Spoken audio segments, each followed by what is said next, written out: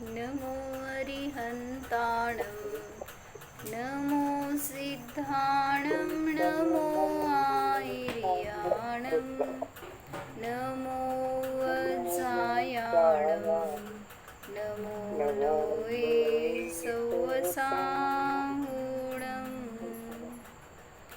अजर अमर विकल विकारी अविनाशी अनंत गुणधाम नित्य निरंजन भवदुख भंजन ज्ञान स्वभावी सिद्ध प्रणाम ज्ञान स्वभावी सिद्ध प्रणाम।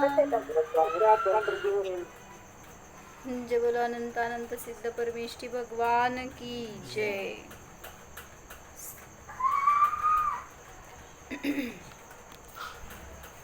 विराग सनातन शांत निरंश निरामय निर्भय निर्मल हंस सुधाम विबोध निधान विमोहम प्रसीद विशुद्ध सुसिद्ध समूहम विवर्ण विगंध विमान विलोभ विमाय विकाय विशब्द विशोभ अनाकुल केवल सर्व विमोहम प्रसीद विशुद्ध सुसिद्ध समूहम। सिद्ध भगवान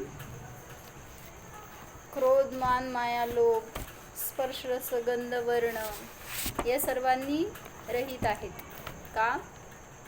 कारण स्पर्श रस गंध वर्ण हे पुद्गलाचे आहेत आणि सिद्ध तर पुद्गल नाहीत, जीव आहेत। आपण कोण आहे? आपण कोण आहे? खुशी जीव आहे का पुद्गल आहे? माहित नाही। मी जीव आहे, मी पुद्गल नाही, हे जे असते ना सेन्सेशनलेस त्याला म्हणायचं पुद्गल। हे शरीर आहे ना तरी ते पण पुद्गल आहे। जे काय आपले कपडे केस बांगडी कानातलं हे सगळं काय आहे? म्हण पुद्गल।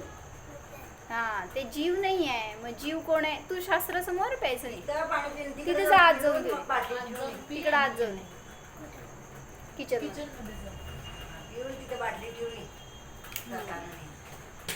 तर सांगतायत की विवर्ण म्हणजे वर्णरहित आहेत, विगंध म्हणजे गंधरहित आहेत, विमान म्हणजे काय घेतलं? मान कषाय रहित आहेत। तर त्याच्याबद्दलचं वाचत होते। हे विमान प्रभो आप मान रहित हो, पहले मान का पर्यायवाची दर्प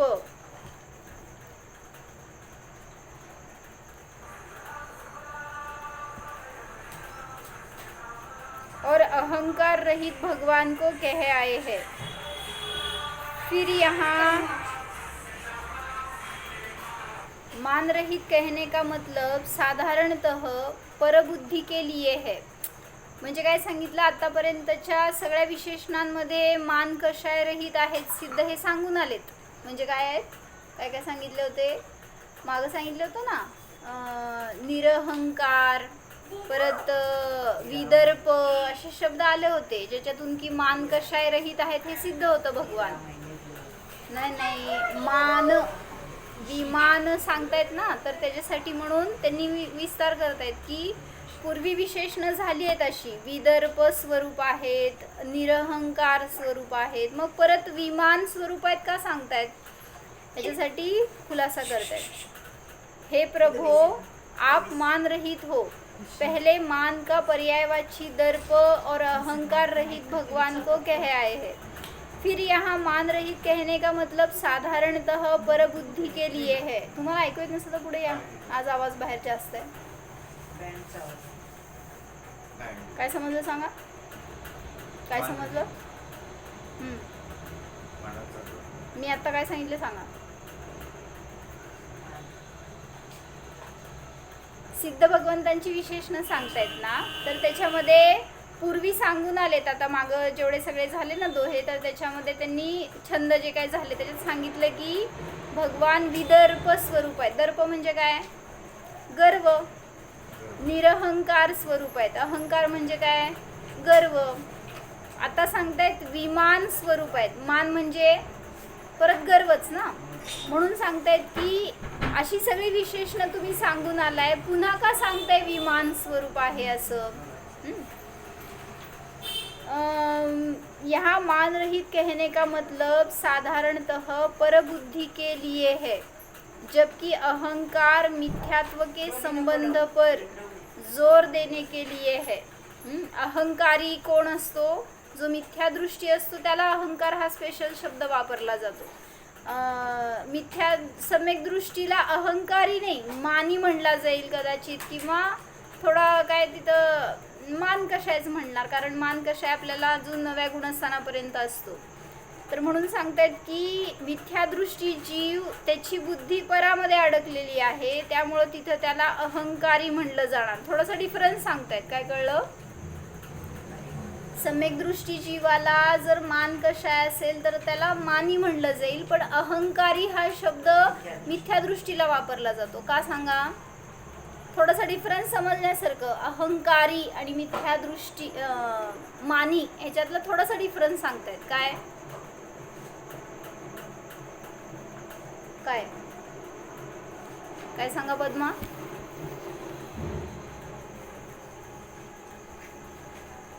अहंकारी म्हणलं आणि मानी म्हणलं तर काय डिफरन्स कळणार? ते आता तुम्ही सांगितलं ना की बाहेरच्या पदार्थावर ते अट्रॅक्टेड असतं. मिथ्या दृष्टी आहे त्याची मान्यता चुकीची आहे ना, त्यामुळं तो जर मान कशाय करेल तर त्याला अहंकारी म्हणलं जाणार. कारण सम्यक दृष्टी जीवाला सांगतो ना आपण की 8 प्रकारचे मद नसतात. मद म्हणजे पण गर्व, अहंकार.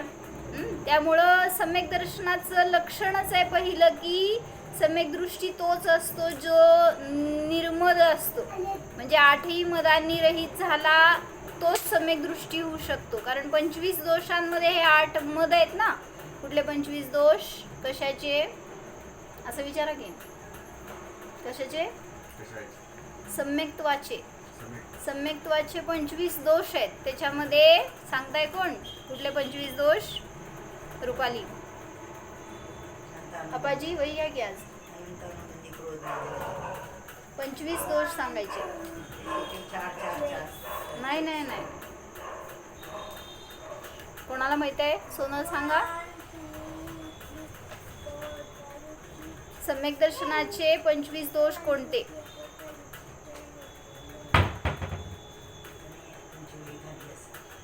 8 शंकादी दोष, 8 मद. काय ऐकताय का? 8 शंकादी दोष, 8 मद, 6 अनायतन, 3 मूढता. किती झालं सांगा? काय काय सांगा? मी काय सांगितले? आप्पाजी झाले मला सांगून. घ्या काय तर कुठला असेल आता. घ्या कुठली असेल ती. आईची घ्या की. आता काय तुम्ही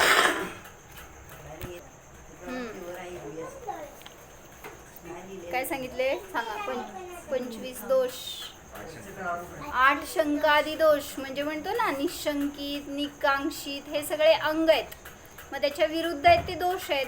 शंका, कांक्षा, विचिकित्सा, मूढता वगैरे हे सगळे 8 प्रकारचे दोष आहेत. मग सम्यक दृष्टी जीवाकडे हे 8 दोष नसतात. तसंच 8 प्रकारचे मद आहेत. कुठले माहिती आहे? गर्व सांगा कुठले असतात प्रकार वेगळे वेगळे. शास्त्रातले नको तुमचे सांगा, म्हणजे लौकिकातले.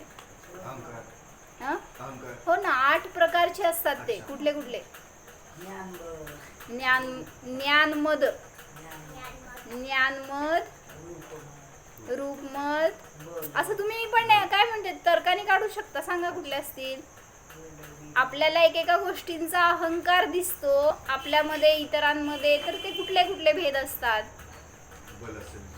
बलाचा मद, रूपाचा मद, ज्ञानाचा मद, अजून कुलाचा मद, जातीचा मद, अजून कुल आणि जाती म्हणजे आई वडिलांचं, आईचं असतं ते जाती आणि वडिलांचं असतं ते कुळ.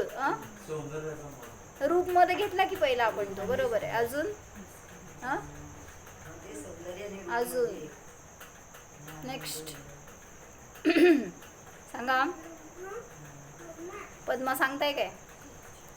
कुठले कुठले अहंकार आहेत तुमच्यामध्ये? तपमद असतं, बरोबर. अजून ज्ञानम पूजाम कुलम जातीम बलम वृद्धिम तपो वपुः. पूजा म्हणजे काय? प्रसिद्धी. जर तुमची प्रसिद्धी झाली लोकांमध्ये तर चांगलं वाटतं का नको वाटतं? मनोज, चांगलं वाटतं. मग तो पण दोष आहे सांगतायत. भगवंतांची किती प्रसिद्धी होती, मुनींची किती प्रसिद्धी होती. दिसतंय आता तुम्हाला सगळे मुनींच्या म्हणजे मुनींच्या निमित्तामध्ये सगळे किती जण प्रभावित होत आहेत. मग त्यांची प्रसिद्धी झाली ना सगळीकडं, पण त्यांना त्याचा किती मान किती गर्व. मग आपण का करायचा? आपण करायचा का नाही करायचा? तुमची प्रसिद्धी झाली समजा, Manoj is the best, Manoj is असं असं काय काय सगळ्यांनी म्हणलं तुझ्याबद्दल, प्रसिद्धी झाली, छान वाटतंय का नको वाटतंय?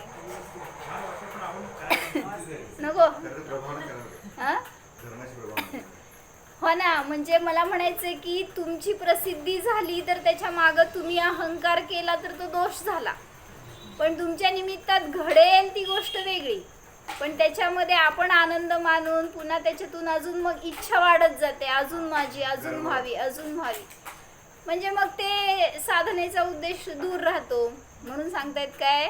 ज्ञान, पूजा, पूजा म्हणजे कीर्ती, प्रसिद्धी, बल, शारीरिक बल जे काय असेल ते त्याच्या निमित्तामध्ये कुठं प्रसिद्धी झाली तर तो एक मद झाला. ज्ञानम पूजाम कुलम जातीम, कुळ आणि जातीचा मद. बलम वृद्धिम, वृद्धी म्हणजे काय? तुम्हाला काहीतरी एखादी विशेषता प्राप्त झाली, जसं की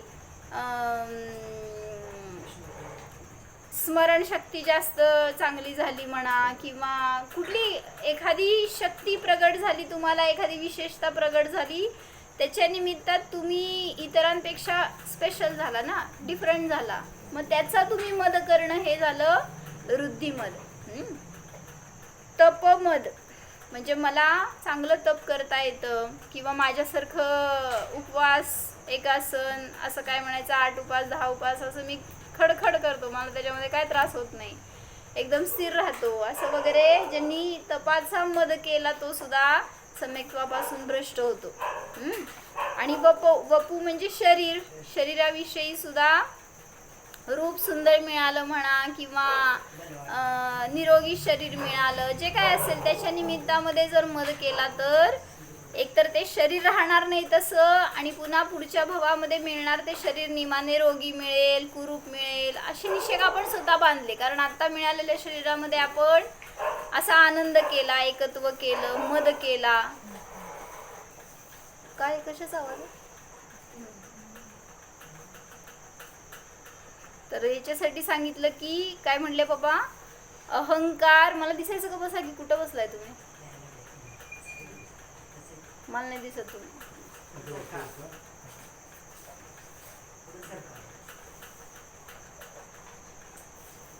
काय सांगितलंय? अहंकार असतो तो मिथ्या दृष्टीला, आणि मान कशाय? मान कशाय पण आहे मिथ्या दृष्टीला, पण सम्यक दृष्टी असतो तो अहंकारी नाही म्हणला जाणार, एवढा डिफरन्स सांगतायत फक्त. कारण मान कषायाचा उदय असतो सम्यक दृष्टीला सुद्धा, म्हणून त्याला कदाचित मानी म्हटलं जाईल, पण तरी सुद्धा त्याला मिथ्या दृष्टी समान अहंकार नसतो. म्हणून त्याच्यामध्ये थोडंसं डिफरन्स करून सांगितलं. जबकि अहंकार मिथ्यात्व के संबंध पर जोर देने के लिए है, दर्प अहंकार चारित्र में उग्र वृत्ति के लिए आता है. म्हणजे अहंकार किंवा दर्प हे शब्द तुमची चर्येमधली उग्रता दाखवतात. म्हणजे काय? त्याच्याबद्दल तो फार आसक्तीने राहतोय, किंवा काय म्हणायचं, नाही, उग्रता म्हणजे मी किती बेस्ट आहे ह्याच्याबद्दल तो प्रसिद्धी करत राहतोय, किंवा त्याला जे काही गोष्टी चांगली मिळाल्या त्याचं सगळ्यांना सांगणार, त्याच्याबद्दल अहंकार करणार, हे सगळं चारित्र्यात दिसून येतं त्याच्या. हे सांगतात त्यांनी. चारित्र्यामध्ये उग्र वृत्ती दिसून येते. स्वाभिमान और गौरव जिसे कहा जाता है उसमें भी मान की फूट है. स्वाभिमान म्हणत असताना सुद्धा जर त्याच्यामध्ये अहम लपला असेल तर तो सुद्धा मान कशायचा आहे. उसके बिना स्वाभिमान और गौरव की बात नहीं आती. अपने गौरव से रहना चाहिए, इसमें मान कषाय का भाव है.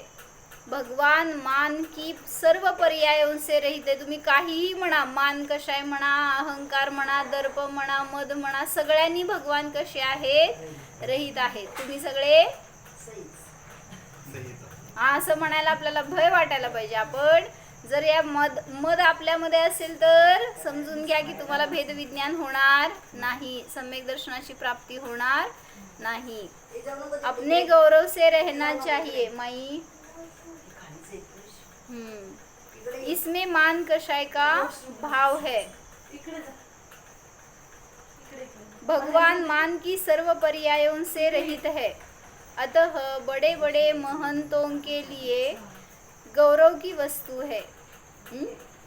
भगवान कसे आहेत, मान कषायाने रहित आहेत. मग त्यांचा आदर्श घेऊन आपल्याला सुद्धा निरहंकारता प्रगट करायला यायला पाहिजे. म्हणजे मी सुद्धा कसा आहे, अहंकार रहित आहे, मान रहित आहे. त्याच्यावर त्यांनी थोडंसं छान घेतलं याच्यात वर्णन.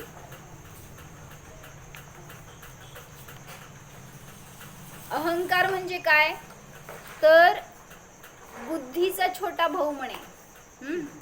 बुद्धि का छोटा भाई अहंकार, वो इसका दुरुपयोग करता है. छोटा भाई जो रहता है वो बड़े का दुरुपयोग करता है, इसलिए हित की बजाय अहित हो जाता है.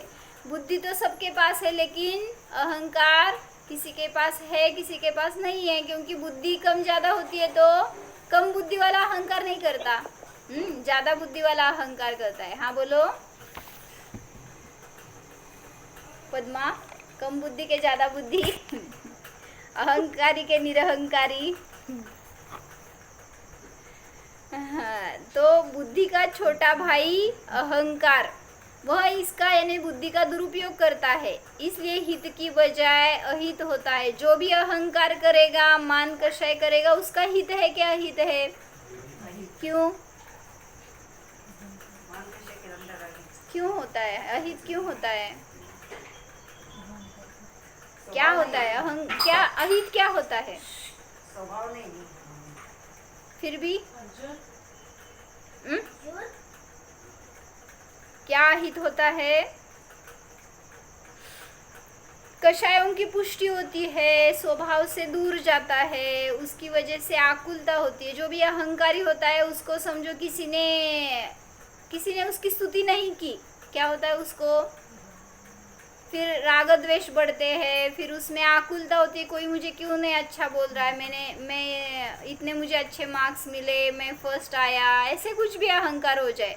मेरे पास इतना धन आ गया है, इसका अहंकार. लेकिन कोई मुझे अच्छा नहीं बोल रहा है, ऐसे कोई भी जो कषाय अंतरंग में रहेगी तो वो अहंकार को पुष्ट करती जाएगी और उस अहंकार की वजह से उसका अहित ही होगा. किसका, उसका मेरा नहीं, उसका. तो हम अहंकारी है, इसका स्वीकार करो पहले, तभी हमारा हित है उसमें. और मज़े की बात है कि मानव इसी को अपना हित मानता हुआ बराबर संहार व विनाश की ओर बढ़ता है.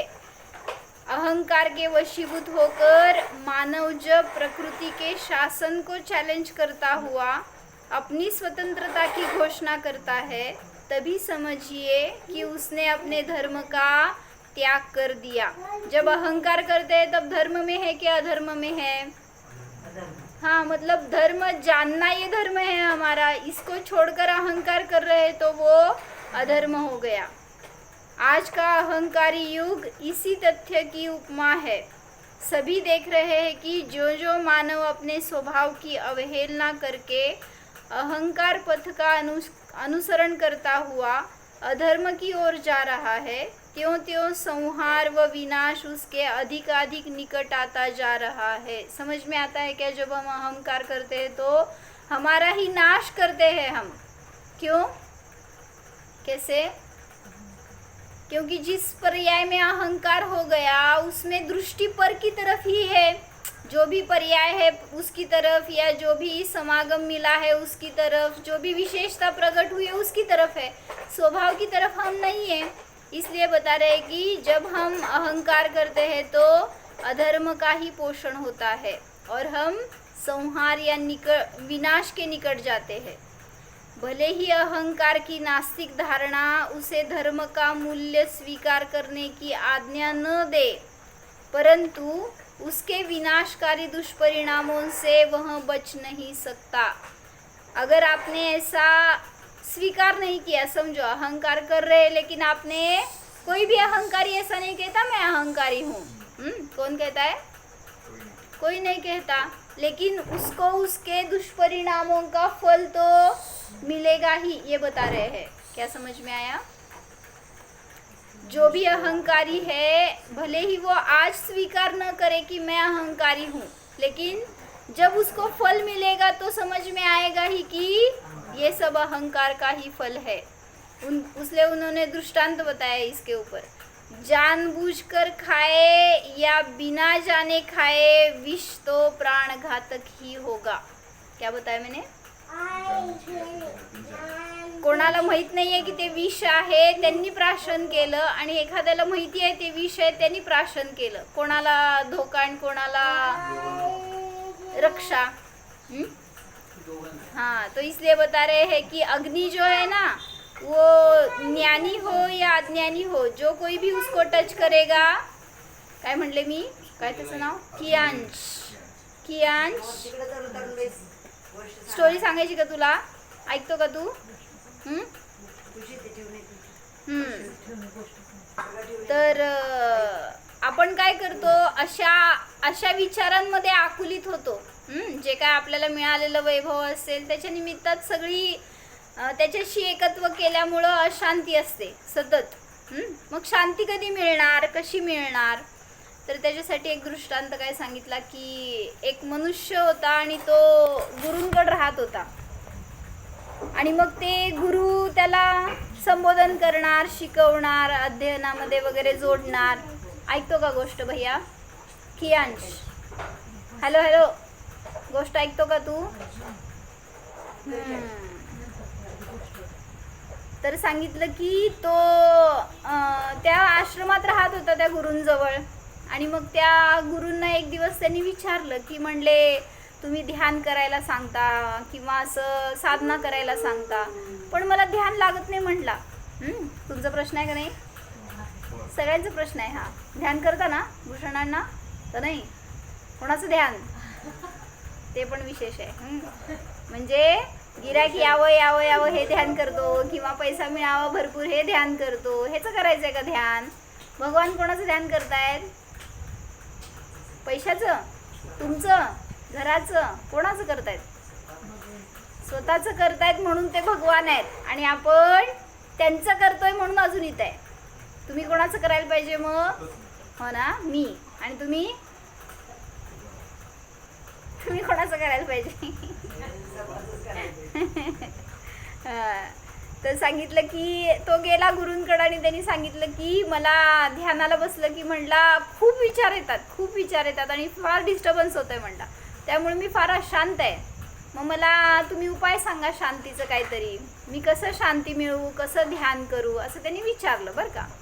मग ते गुरु म्हणाले की हे सेम प्रश्न सगळ्यांचं असतात म्हणले गुरु, की जे कोणी नवीन येतात आश्रमामध्ये शिकायला वगैरे तर त्या सगळ्यांचा हा प्रश्न असतो। मग मी तुला ह्याचं उत्तर देतो म्हणून त्यांनी काय केलं, त्याला काय म्हणायचं, झील के किनारे ले गया। हां, म्हणजे नाही धबधबा वगैरे म्हणतात ना, तर अशा का तलाव म्हणा, तर अशा ठिकाणी घेऊन गेले गुरु त्याला। आणि तिथं गेल्यावर असं एकदम शांत वातावरण, संथ प्रवाह, ते काय थांबलेलं पाणी एकदम स्वच्छ असं होतं। मग त्यांनी त्या पाण्याच्या जवळ गेले त्यावेळेस त्यांनी विचारलं गुरूंनी, म्हणले तुला काय दिसतंय? काय दिसलं सांग? तळ्यामध्ये स्वच्छ पाणी होतं, त्यामुळे त्या पाण्यातून तळ पण दिसत होतं त्या पाण्याचा, आणि मग त्यात असणारे दगड गोटे वगैरे हे सगळं वरून दिसत होतं त्याला स्पष्ट। मग त्यांनी सांगितलं एवढं स्वच्छ पाणी असल्यामुळं सगळं मी पाहू शकतोय त्यात काय काय आहे वगैरे. तर त्यावेळेस गुरूंनी सांगितलं की जा आणि तिकडचं एक दगड घेऊन ये. मग तो दगड घेऊन आला आणि त्यांनी काय केलं, त्या पाण्यामध्ये मध्यभागी ते दगड टाक म्हणून सांगितलं गुरूंनी. आणि ते दगड त्यांनी टाकलं. काय झालं, पाणी अस्थिर झालं, तरंग सुटले आणि त्यातनं ती काय मळ असेल तो उठला, ते पाणी गढूळ झालं वगैरे हे सगळं दिसलं त्याला. मग त्यावेळेस गुरूंनी सांगितलं काय फरक झाला सांग मला मगापेक्षा आणि आत्तामध्ये या पाण्यामध्ये. काय झालं होतं, जेव्हा दगड टाकलं नव्हतं त्यावेळेस पाणी स्थिर होतं, स्वच्छ होतं, प्रतिबिंब सुद्धा आपलं स्पष्ट दिसत होतं त्याच्यामध्ये. आणि त्यामुळं त्या तळाशी आत असणारं सगळं मी जाणू शकत होतो. पण आता काय झालं, जेव्हा दगड मध्यभागी टाकला त्यावेळेस त्या पाण्यामध्ये लहरे आली आणि त्यामुळे ते मलिन झालं, काय गढूळ झालं, त्यातली खालचं पाणी वर आलं त्याच्यामुळं वगैरे. मग त्यावेळेस गुरूंनी सांगितलं आता बघ त्याच्यामध्ये प्रतिबिंब. तो म्हणला की मी नाही बघू शकत, बघितलं तरी दिसत नाही आम्हाला त्यात काय. मग का असं झालं. मग त्यावेळेस गुरूंनी त्याला समजावून सांगितलं की जेव्हा तू निर्मळ मनाने बसणार ध्यानाला तर जसं ते पाणी स्वच्छ असताना त्यातलं आतलं तळ सुद्धा दिसत होतं, त्याप्रमाणे तू अंतरंगामध्ये पूर्ण उतरू शकशील जेव्हा मन स्वच्छ असेल. पण जेव्हा हे दगड म्हणजे तुझे विचार, जेव्हा ते दगड त्या पाण्यात पडलं त्यावेळेस त्याच्यामध्ये तरंग उठले, ते अस्थिर झालं, पाणी अशांत झालं. त्याप्रमाणे सगळे विचार जेव्हा तुझ्यामध्ये उत्पन्न होतात त्यावेळेस ते मन कसं होतं, अस्थिर होतं. त्यामुळं तुला नाही दिसू शकत आत्मा, त्यामुळं तुला ध्यान लागत नाही, त्यामुळं चंचलता होते. मग त्यांनी विचारलं मग काय करायला पाहिजे सांगा, काय करायला पाहिजे. विचार काढून टाकायचे. कसे काढून टाकायचे, काय करायचं बाबा. हां, म्हणजे त्यांनी सांगितलं थोडा वेळ जाऊ द्या. म्हणजे तुम्हाला जेव्हा आता विकल्प होत आहेत, विचार येत आहेत, जसं सांगितलं थोडा वेळ त्यांनी संबोधन करत होते गुरु त्याला, की म्हणले जेव्हा ते पाणी हललं त्यावेळेस त्याच्यामध्ये गाळवर आला, गढूळ झालं ते. मग आता ते पाणी जर पुन्हा स्वच्छ व्हायचं तर फक्त स्थिर राहावा बास. ते पाणी आपोआप काय होणार, शांत होणार, त्याची लहरे आणि मग त्यातलं सगळा मळ बसणार आणि पुन्हा ते क्लिअर होणार. मग तसंच सांगितलं जेव्हा तुम्ही ध्यानाला बसता त्यावेळेस तुमच्यामध्ये अशा स्थिर कल्पना उठतात, विचार उठतात, तर फक्त वेळ द्या. तुम्ही काय करता माहिती आहे का, ध्यान करायला बसता, असे विचार यायला म्हणलं की ध्यान सोडून देता. मग कधी स्वच्छता प्रगट होणार. काय करायला पाहिजे मग, म्हणजे थोडा वेळ द्या. ध्यानासाठी तुमच्याकडं 1 मिनिट पण नसतो, बरोबर हो म्हणा. किती वेळ ध्यान करतो आपण आबा, 2 मिनटं. 2 मिनटं म्हटल्यावर कसं ध्यान लागायचं, अजून लागेपर्यंतच बाहेर आलेलो असतो आपण. म्हणून एक ते ध्यानाने जर शांती आहे ना अण्णा, तर काय करायला पाहिजे, त्याच्यामध्ये उपयोग लावा. सकाळी उठल्यावर आमचे पप्पा ध्यानाला बसतात, हो ना, हो ना. हां, म्हणजे ते करतात ध्यान बरं का. मग उपयोग आपण लावायला पाहिजे तर लागतो. आपल्याला अशांती आहे, त्रास आहे, दुःख आहे, संकट आहे, ह्याचंच ध्यान करतोय आपण म्हणून अशांती ते वाढत जातीये. म्हणूनच की आता जसं सांगितलं ना त्यांनी की शांत राहायचं असं नाही. बाहेरचा विषय तुम्ही घेतलाय ना ज्ञानामध्ये, त्याला बदला आणि आतला विषय घ्या. मी कोण आहे त्याचा विचार, त्याचं चिंतन, त्याची ओळख करून घ्या ना ध्यानामध्ये. आणि मग तसा मी, जसे भगवान आहे तसा मी आहे. भगवान स्वतःकडे बघतायत म्हणून सुखी आहेत आणि मी त्यांच्याकडे बघतोय म्हणून दुःखी आहे अजून. म्हणजे इतराच्या अपेक्षेने सुखी, पण जोपर्यंत भगवंतांचं अवलंबन आहे तोपर्यंत मी भगवान नाही बनू शकत. मग मी भगवान कसं बनायचं म्हणतो ना आपण, काय बाहेर बघण्यापेक्षा भगवंतांच्याकडे पण बघायला पाहिजे. हो की, पण आम्ही भगवंतांपेक्षा आत बघा हे सांगायला लागलोय. म्हणजे आता स्टेप पुढं जायला पाहिजे ना. अशुभातून शुभात आलो, शुभातून पुढं सरकायचं का तिथंच अडकायचं. म्हणून भक्त नाही भगवान बनेंगे, माहित आहे ते भजन आहे ना एक, काय त्याच्या आधीचं लाईन, काय हो लाईन त्याच्या आधीची, भक्त नाही भगवान बनेंगे. पाठशाळा संपल्या, बंद झाल्या. त्याच्यामध्ये शिकवलं होतं प्राप्त सम्यक दर्शन प्राप्त करेंगे, सप्त शेवटचं सांगा आता. शेवटचं सांगा हो, शेवटचं. भक्त नाही भगवान बनेंगे त्याच्या आधीचं सांगा. प्राप्त होंगे सप्त भयों से नहीं हे डरेंगे. स्टार्टिंग झालं. सम्यक दर्शन प्राप्त करेंगे, सप्त भयों से नहीं डरेंगे, सप्त तत्व का ज्ञान करेंगे, जीव पहचान करेंगे, जिनवाणी का पठन करेंगे, मनन करेंगे, जीव हाँ? हाँ? तुमचा आवाज कट व्हायला राजश्री काकी. नाही नाही, अजून लय आहे त्याच्यात. सप्त व्यसन का त्याग करेंगे.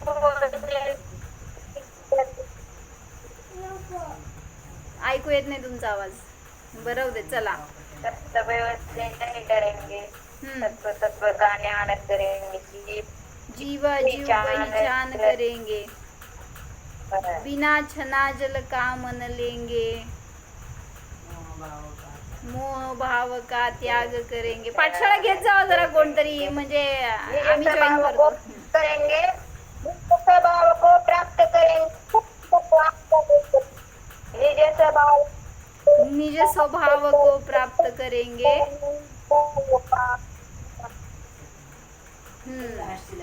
नंतर सांगा मला, मी तुमचं पाय तर तुमचे रेकॉर्डिंग. हा बोला. निज स्वभाव को प्राप्त करेंगे, भक्त नहीं भगवान. हा बरोबर. काय म्हणे? निज स्वभाव को प्राप्त करेंगे. म्हणा की चालतंय. निज स्वभाव को प्राप्त करेंगे, भक्त नहीं भगवान बनेंगे, भक्त नहीं भगवान बनेंगे. तर काय सांगितलं त्याच्यामध्ये? कशासाठी सांगत होते? हा, तर त्या स्टोरीमध्ये गेलो ना आपण, की त्या ह्याला समजावून सांगितलं शिष्याला त्या गुरूंनी, की म्हणले जोपर्यंत तुझ्यामध्ये ते विचार उठत राहणार तोपर्यंत अस्थिरताच राहणार. मग तू काय कर, येतील विचार, पण पुन्हा काय कर, उपयोगाला जोड थोडंसं स्थिरतेने, पुन्हा बस ध्यानाला, तर बघ फायदा होणार. मग ठीक आहे म्हटला तो शिष्य. ते सगळं ग्रहण केलं काय गुरूंनी सांगितलेला उपदेश, आणि गेला आता आश्रमामध्ये. आणि पुन्हा त्याची चर्या सुरू झाली. रोज तो ध्यानाला बसायचा, तर पुन्हा विकल्प यायचे, विचार यायचे. मग तो पुन्हा गुरूंकडे जाऊन म्हणतो की आता विचार येतात, त्यांना मी येत आहेत हे जाणू तर शकतो, समजून घेऊ शकतो, पण तरी अस्थिरता आहे अजून माझ्यामध्ये, मी कसं ध्यान करू. मग त्यावेळेस गुरूंनी सांगितलं, त्या विचारांच्या प्रती उपेक्षा भाव ठेव. विचार येतील, पण तू त्याच्याशी एकत्व करू नकोस, म्हणजे त्या विचारांमध्ये अडकू नकोस, तर ध्यान करू शकशील. त्या विचारांना फक्त ज्ञेय रूपाने जाण. म्हणजे म्हणून त्याच्याबद्दलच नाही, आपल्याबद्दल पण हेच आहे. आपण जेव्हा ध्यानाला बसतो ना, सगळं विश्व दिसतं आपल्याला ध्यानामध्ये, माहित आहे. काय ध्यान केलंय का मनोज कधी? का नाही केलं? मग ध्यान करायचं. रोज झोपताना करा, सकाळी उठल्यावर करा, त्या दुकानात बसल्यावर गिरायक नसताना करा. त्या गिरायकाचं करायचं नाही आहे, आपल्याला आपल्या आत्म्याचं करायचं आहे. केव्हा वेळ मिळतो तेव्हा करा. घंटाभर करा, दुकानात बसल्यावर नाही. घरी असताना घंटाभर करा, तर दुकानात 1 घंटा कमी काम करावं लागेल आपल्याला, तरी भरपूर फायदा होईल. म्हणजे आहे धर्माचं फळ सुख आहे. मग ध्यानात काय करायचं? त्यांनी काय करतात विचार सांगतात. विचारा की.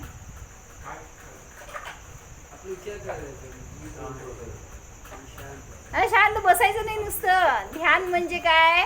ज्ञानाला विषय पाहिजे नाही, खाद्य लागतं. नुसतं शांत बसू देत नसतं ज्ञान, कोणाला तरी पकडतच. मग त्या ज्ञानाला बाहेरचा विषय नको, तर स्वतःचा विषय द्यायचा आहे, म्हणून ध्यान करायचं. तुम्ही डोळे उघडे ठेवलात तर चालताय, फिरताय, बोलताय, काम करताय, तर जाणू शकता, पण जाणत नाही स्वतःला. बाहेरच्याच विषयांना जाणत राहतो, त्यामुळे ध्यान नाही होत. पण ज्ञानी असेल, सम्यक दृष्टी असेल, तर सगळ्या क्रिया करत असताना सुद्धा जाणतो. म्हणजे ठीक आहे, आपल्याला अजून सुरुवात नाही झाली, तर ध्यानाला बसा, एकाग्रता करा, आणि मी जाणतोय ह्याचं वेदन करा ना.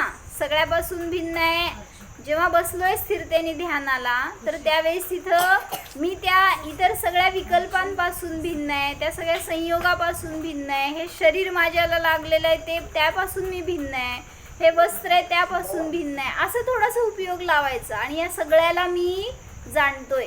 कपडे कोणाचे आहेत? तुझ्या अंगावरचे कपडे कोणाचे आहेत? हा, तर ते माझे म्हणून जाणायला पण ज्ञान पाहिजे ना. माझेच कपडे मी घालतोय, दुसऱ्याचे घालत नाहीये, म्हणजे ते माझे आहेत ह्याचा निर्णय मी केलाय, तर त्याला मी जाणतोय. मग त्या कपड्यांना नाही जाणायचं, तर कपड्याला जो जाणतोय ना त्याला जाणायचं. काय कळलं भूषणांना? काय कळलं सांगा भैया? आपण स्वतः जाणायचं. कोणाला जाणायचं? कपड्याचं जाणं. तेच ना, ज्या पण वस्तूला आपण जाणतोय त्या वस्तूला जाणत राहतो. मनोज, हा मनोज काय म्हणले? कुठल्याही वस्तूला आपण जाणतो ना. पैसे जाणता का नाही? हातात पैसे आले, 100 रुपयाची नोट दिली कोणतरी, कोण जाणलं? मी म्हणजे कोण? आपण त्या पैशाला, त्या 100 रुपयाला जाणतोय ना, त्याला जाणणारा कोण आहे त्याला जाणायचं. म्हणजे तो कोण आहे? मी आहे. मग मी म्हणजे जीव आहे. मी म्हणजे शरीर नाही आहे, ह्या शरीराला त्याचा उपयोग नाही आहे, तर त्याचा आनंद मला झालाय ना. मला पैसा मिळाला तर आनंद शरीराला झाला का जीवाला?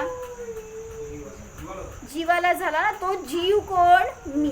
म्हणून त्या जीवाला ध्यानामध्ये घ्या आणि जाणण्याचा प्रयत्न करा, तर आपल्याला सुद्धा. आणि मग त्या शिष्याने प्रयोग केला. जेव्हा त्यांनी प्रयोग केला त्यावेळेस पहिला त्याला ते विकल्प उठत गेले, पण त्याच्याकडे त्यांनी लक्ष दिलं नाही. मग ते आले आणि गेले. त्याच्यानंतर विकल्प यायचे सुद्धा थांबले. कसं?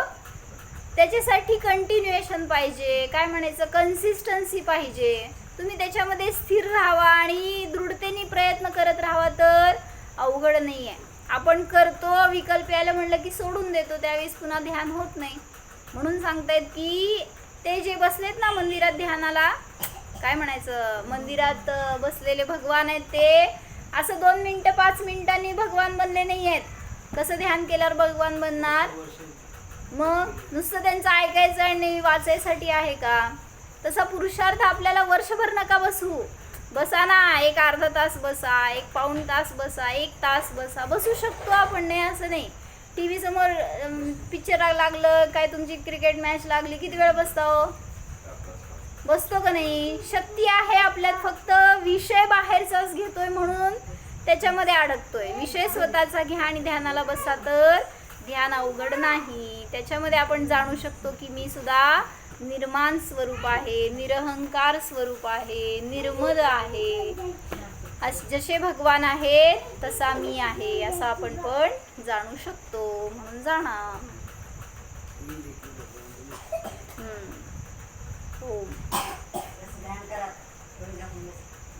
डाव्या हातावर उजव्या हात ठेवा, डोळे अलगद बंद करा, ताठ बसा. ज्ञानामध्ये भगवंतांची प्रतिमा आणा.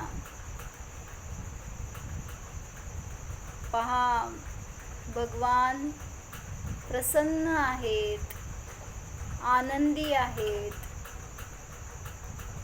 ज्ञानामध्येच स्थित आहेत.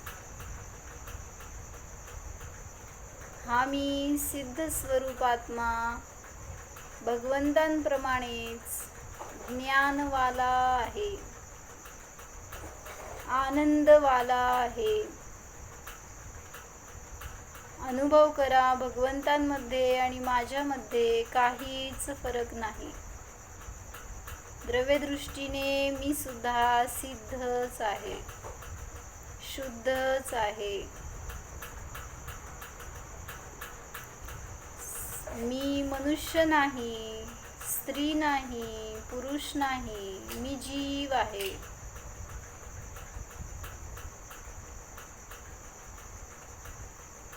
शरीर माझे नाही, कपडे माझे नाहीत, घर परिवार परिग्रह माझा नाहीच. मी तर जीव आहे. जीवाला या परद्रव्यांची अपेक्षा नाहीच, गरज नाहीच. सर्वापासून भिन्न मी जाणणाराच आहे. सर्वांना मी जाणणाराच आहे. त्या जाणणाऱ्याला जाणा. ज्ञायक स्वरूपोऽहम् चैतन्य स्वरूपोऽहम् शांत स्वरूपोऽहम्.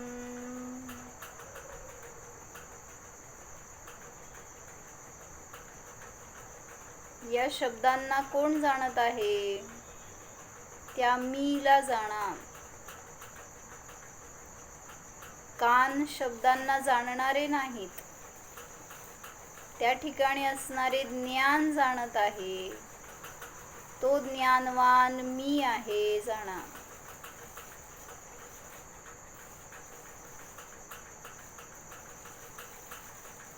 सिद्ध स्वरूपोऽहम् निर्माण स्वरूपोऽहम् ओम.